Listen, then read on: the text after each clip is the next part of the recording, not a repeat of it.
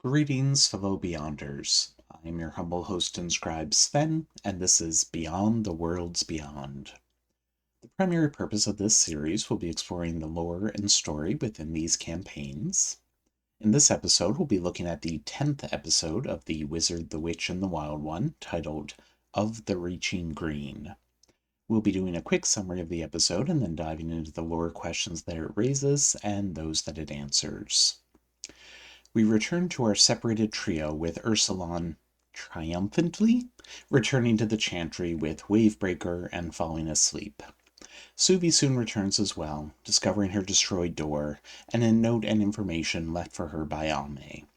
Collecting Ursulon, the two set out to try and find their missing witch. Ame has left the city by hiding in the back of a wagon and has entered the kudzu in pursuit of the fox.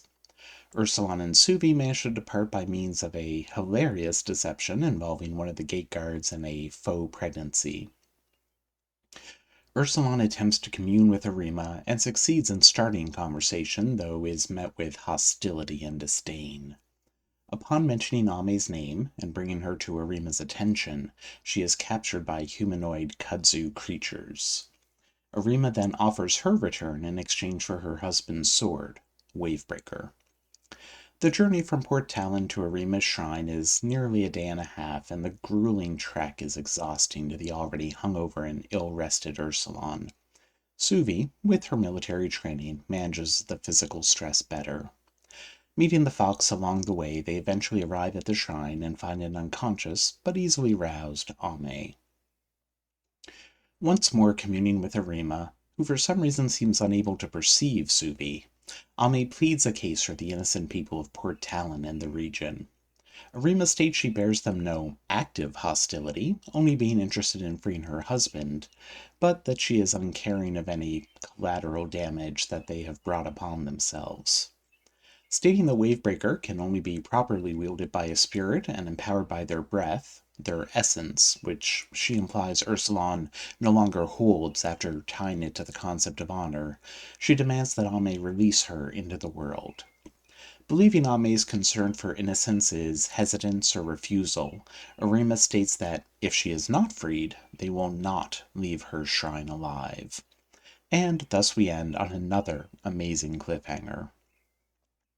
I don't think we had any outstanding questions that this episode directly addressed, though it certainly gives us a better insight on the danger posed to Port Talon by the kudzu. So we'll move into new ones that it raised. First, I am left wondering why Arima cannot perceive Suvi.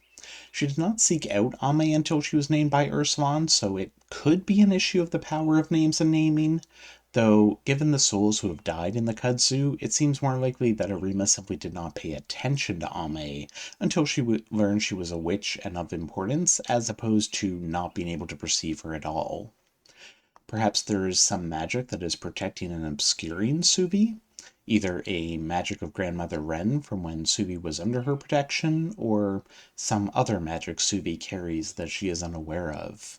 Perhaps the pendant of her mother? It will be interesting to see, if combat does transpire, how this obfuscation will play out. Similarly, who or what cast guidance upon Ursulon when he was reaching out towards Arima the first time? What spiritual force was seeking to aid them in contacting her? Then there is the matter of spirits and their breath.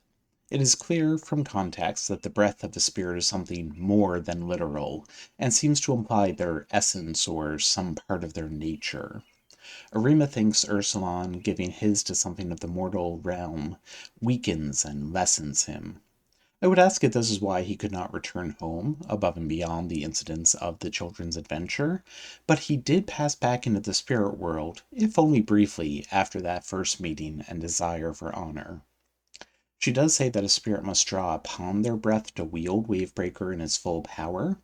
Since Ursulon does not yet feel he has achieved honor, and has tied his breath up to that concept, does that mean he cannot use Wavebreaker to break the curse?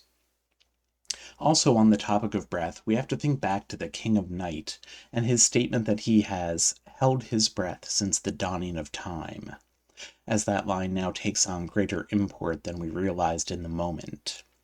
Is the fact that he exists in the realm of mortals but has not bound himself to that realm part of the reason for his power? Perhaps this knowledge of breath and its importance will be a tool for the party if he does turn out to be a malevolent force upon his return. That's all for this installment of Beyond the Worlds Beyond. As always, please feel free to throw your own questions and theories in the comments, as I love hearing what others have latched on to. Also, please consider liking and subscribing if you have not already. If you want more Worlds Beyond Number content, you can also visit my Patreon, linked below, to find my appendix and timeline projects, all of which are free and publicly available. I've been your host, Sven, and thank you very much for listening. Farewell for now, fellow Beyonders.